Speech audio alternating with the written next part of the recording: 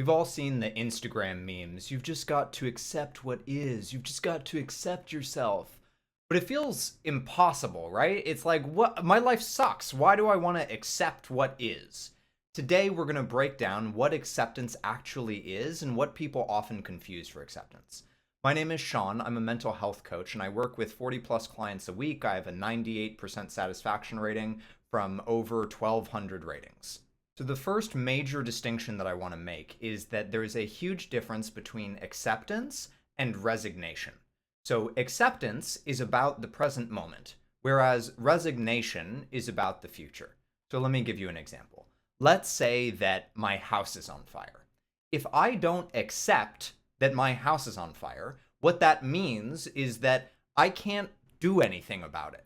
Because unless I accept that my house is on fire, then there's no fire to put out. So I can't go and get a fire extinguisher. I can't go and call 911. My house just sort of burns to the ground because I'm like, no, my house is fine. It's not on fire. I'm fine.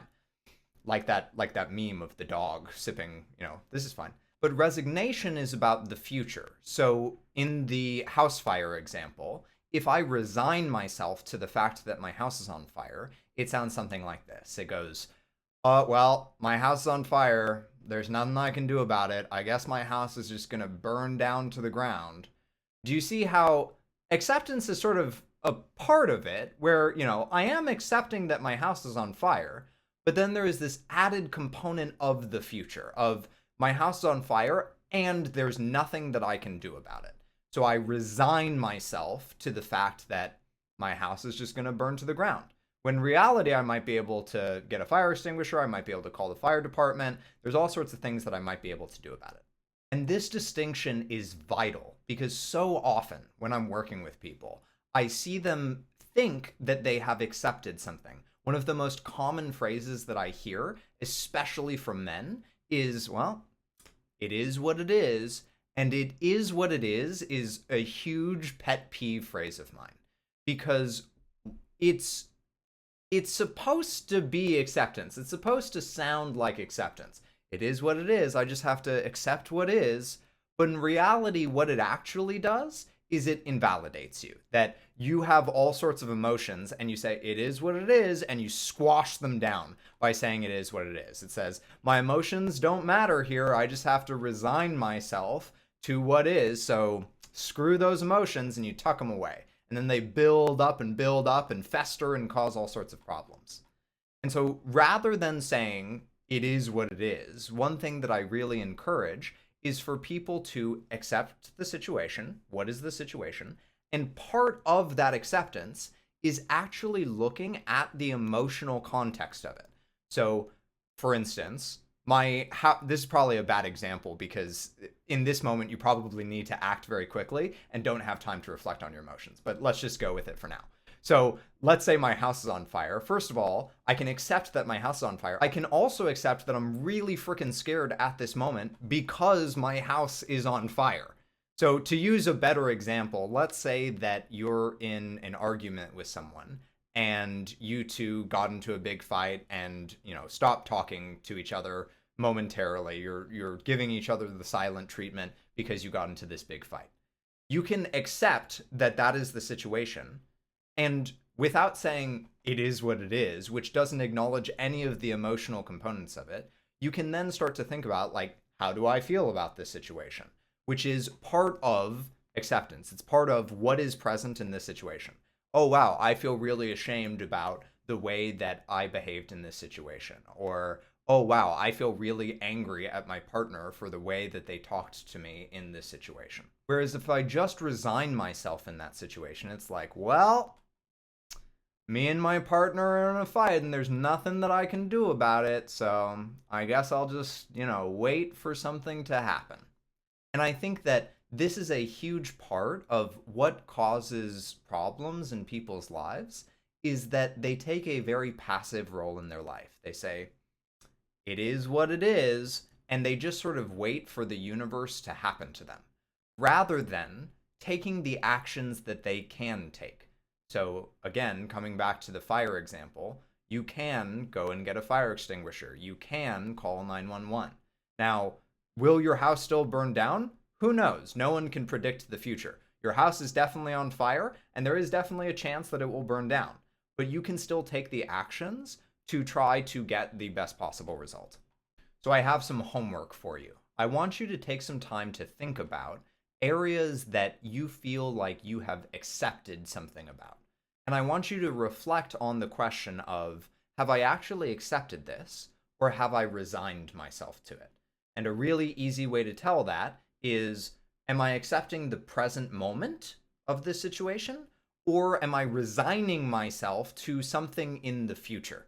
And if you find that some of the situations that you thought previously you had accepted, but you discover that you have actually resigned yourself to them, one of the things that I encourage you to do is to go back and explore what is the full sort of context of that situation. What is it that I can accept right now in the present? And what are the actions that I can take that may have some sort of effect on that situation, even if it feels unlikely? And be really careful when you do this, because when you look at a situation that you have resigned yourself to, especially if it's one that you've resigned yourself to for a long time, there is going to be all sorts of emotional coloring to that situation that is going to affect your calculation of how likely it is for your actions to have any sort of effect. So let's say that you have a really negative relationship with a family member, and you've always wanted to mend that relationship, but have always felt like it was impossible. And then you start to think about it and you're like, I guess I have sort of resigned myself to that situation, because even though it's something really important that I want, I have decided this thing about the future where it's like, I'm never going to be able to fix that situation. And so then from there, starting to think about, okay, first of all, what are the things that make me feel like it's impossible to fix that situation? Hear those feelings out and validate them.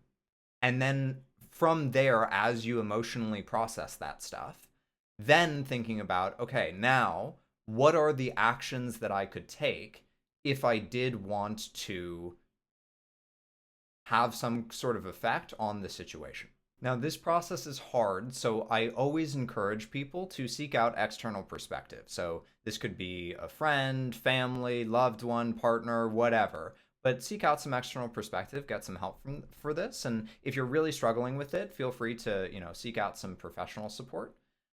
If you want to do a quick check-in on your mental health, there's a free 2-minute quiz where you can just get some insights into areas that you might want to focus on. One of the things that's really important to me is that when I look around at mental health content, a lot of it sucks. The equivalent of, hey, have you tried drinking water? Hey, have you tried touching grass? Hey, have you tried losing weight? And one of the things that is really important to me in the mental health resources that I provide, and the promise that I try to make, is to provide mental health content that doesn't suck. And in order to do that, it is really helpful to get feedback from y'all.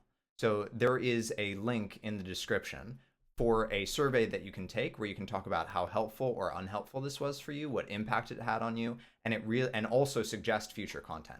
And it really helps to give me an idea of, how to improve this to help the most people, because ultimately that's what I'm trying to do, is provide y'all value. And the last thing is that if you find that the thing that you have resigned yourself to has to do with another person, a lot of the time, the thing that holds people back from being able to mend those issues is some sort of issue with communication, because that is how we interface with other human beings, is through communication. And so if that is the case, I'd encourage you to check out this video that'll pop up somewhere on the screen or be in the description or whatever, because it goes over communication techniques to help you out. So I hope this was helpful, and I'll see you later. Bye.